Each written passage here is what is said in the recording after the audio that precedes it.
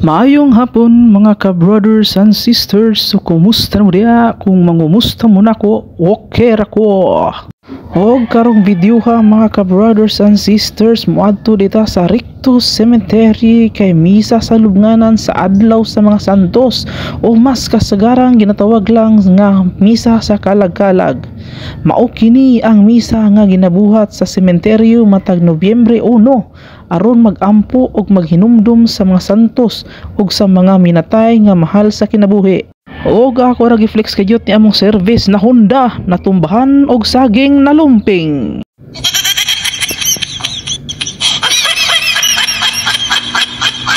Og diha nato makita mga ka-brothers and sisters kung unsa kakusgan ang Honda na motor mga ka-brothers and sisters no.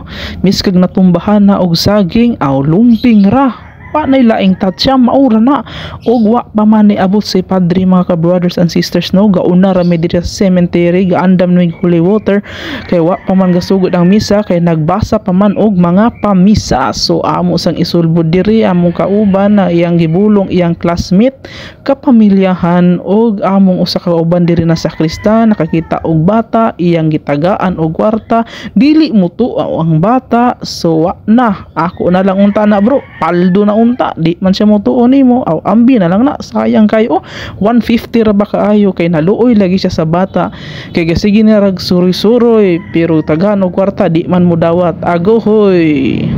Og wala nagdugay no man nagmisa og no man nagresponso sa mga patay ang pagbindita sa mga pansyon o lubnganan sa adlaw sa mga santos All Saints Day, usa ka balaan nga tradisyon sa simbahang Katolika ug sa mga Katoliko nga pamilya. Pasabot o kahulugan sa pagbindita sa mga pansyon. Ang pagbindita usa ka ritual sa pagampo o pagpanalangin nga ginabuhat sa mga pari early minister aron ipangayo ang kalinaw sa kalag sa namatay nga ang ilang kalag magpahulay sa kalinaw og magdangat sa presensya sa Ginoo. Paghinumdum og pagpasalamat usa kini kapaagi sa pamilya aron hinumduman og pasalamatan ang ilang mga minahal nga minatay. Pagpakita sa pagtuo sa pagkabanhaw ug kinabuhing walay katapusan. Nagpamatuod nga bisan ang lawas mamatay, ang kalag magpadayon uban sa Dios. Apan labaw sa pasimpleng pagbisita o paghalad og kandila ang pagbindita sa pansyon usa ka sagrado nga pagampo ug pagsiguli sa pagtuo. Pinaagi sa pari o lay minister ang holy water o tubig nga gibless mohinlo ug mopanalangin sa lubnganan.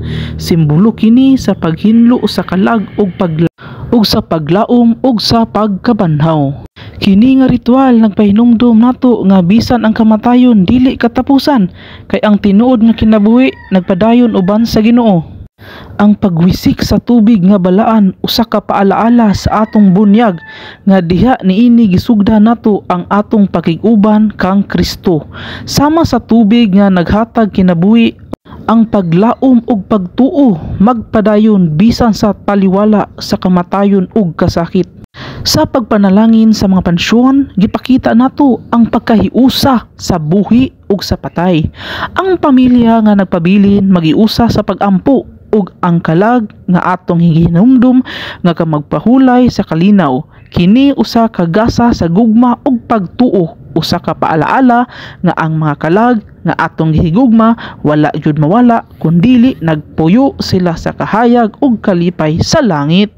Ang pagbindita sa mga pansyon sa All Saints Day dili lamang usa ka seremonyas apan usa ka pagsaulog sa paglaom, pagpasalamat ug pagtuo sa kinabuhi nga walay katapusan sa mga patak sa tubig nga balaan ug sa mga matag-ampo nga atong ipahiyom sa hangin.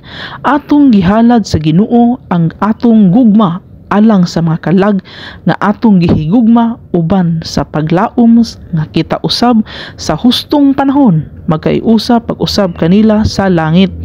Nakita man gud ninyo mga ka-brothers and sisters na kuyog ko sa lay minister diri sa sementeryo. Aron mo asi sa pagbindita sa mga pansyon sa All Saints Day. Ang akong trabaho karon mao ang pag-refill sa holy water ug pagtabang sa pari sa pagpanalangin sa mga lubnganan. Sa wala pa nakailan ako mga ka-brothers and sisters, usa di ay ko kasakristan. Bisan pa man simple akong rule mga ka-brothers and sisters, dako kaayo ang kahulugan ani.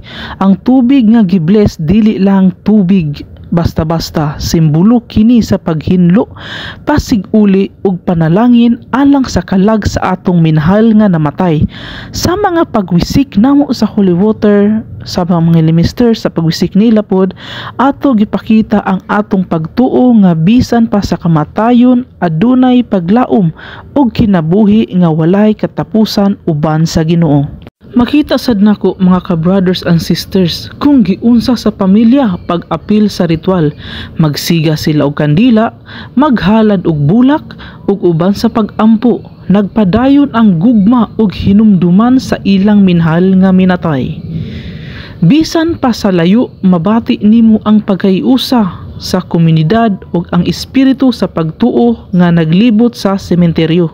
Dili lang kini trabaho, kini usa ka paagi aron mapakita ang atong pag-alagad sa simbahan ug pagtuo sa Ginoo. Bisan gamay nga kontribusyon, makatabang kini sa paghatag respeto, panalangin ug kahayag sa kinabuhi sa mga kalag.